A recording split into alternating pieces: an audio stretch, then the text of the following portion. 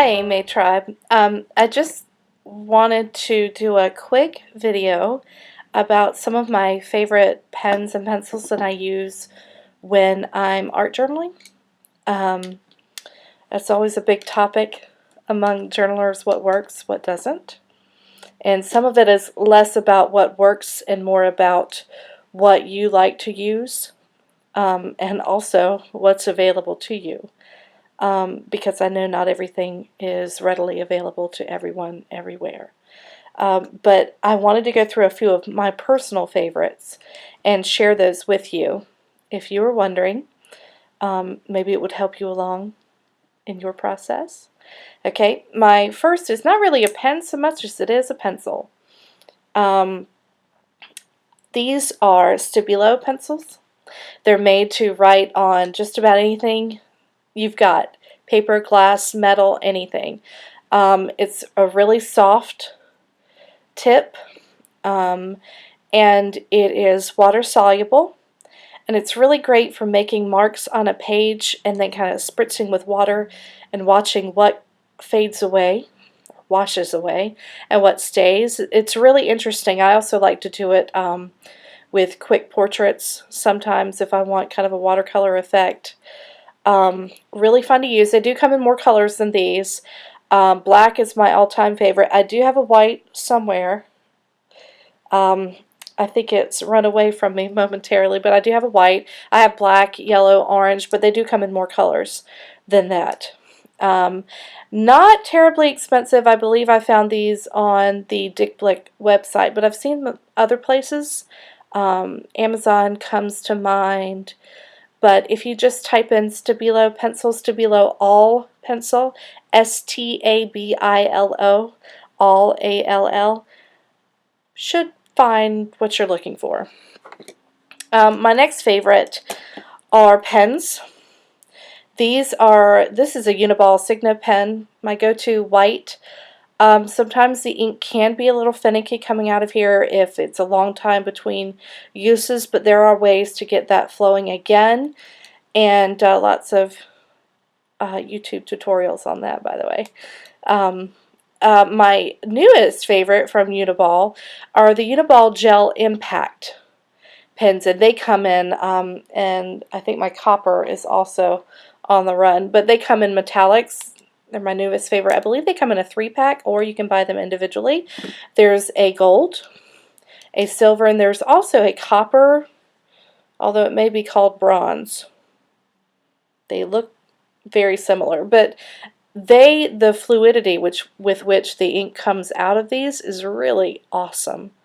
I mean, it just flows, and I love that. I do a lot of sometimes I will do a black gesso on pages, and if you've ever seen me do the doodling on the black gesso, it was with these pens and not a hitch. I loved it. Also not terribly expensive. Again, comes in a 3-pack for the metallics or individually. Jetpens.com is an awesome resource. Orders over $25, free shipping. So, and if maybe a few of you go in together, if $25 is a lot, which it is for me too sometimes, that might be something you can do. But Gel Impact pens from Uniball, and Uniball Signo pen for the white. Always a good thing to use on top of paint. And the Stabilo and those pens I just showed you, they will work on top of paint. Acrylic paint markers will also obviously work on top of paint. I haven't tried out the Posca yet. I've gotten them. I haven't had a chance to try them out, but I hear absolutely stunning things about them.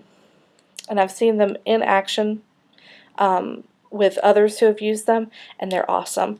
And they come in tons of colors. Another brand is Montana. This is another go-to black outliner if I need it. I enjoy those a great deal, the acrylic markers, for everything from making patterns on my art journal page to outlining to hand lettering, whatever you would like, pretty much. Good to have. I believe I found those. You can find those on dickblick.com, Excuse the sirens if you can hear that. Sounds like a fire truck. Oh man. Anyway, dickblick.com, Amazon, JetPens, I believe. I got the Posca markers from jetpens.com. And they could be bought in packs or individually, as far as I know of.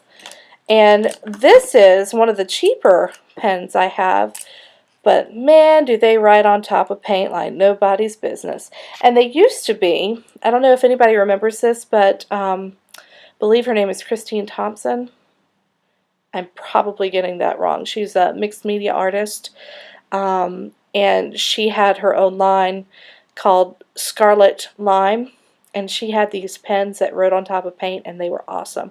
And she had to stop selling them after a while, but y'all, they are the same exact thing as these Pilot multi-ball pens, and these were very inexpensive. I got these on jetpen.com, but I believe you can find them in stores.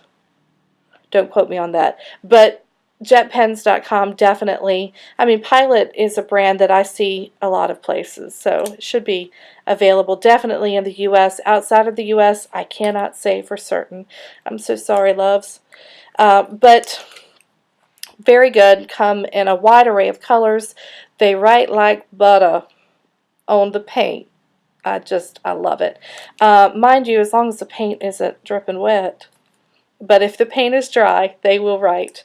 And again, these are wonderful for hand lettering, outlining, nice crisp line with the hand lettering.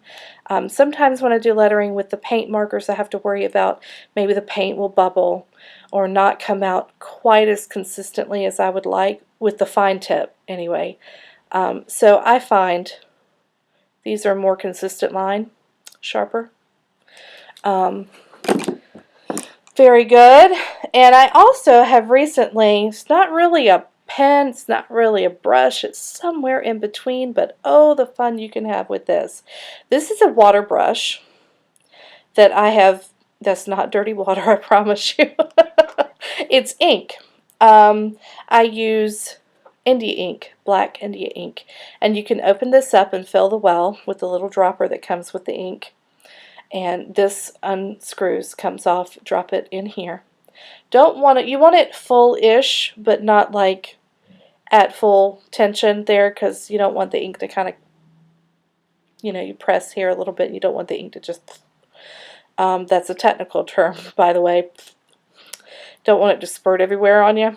Giant mess. We can make pretty out of messes, but sometimes you really don't want that mess, do you? But this is wonderful for brush lettering. It's also great for, I like to use it for illustration also. Now this is better on gesso. It's cool because it's water soluble, and you could do really neat things with washes of water over, or spritz of water over a hand lettered or illustrated piece, and that'll get you some really neat results. But I really like these on a straight, a clean page, so to speak. No gesso.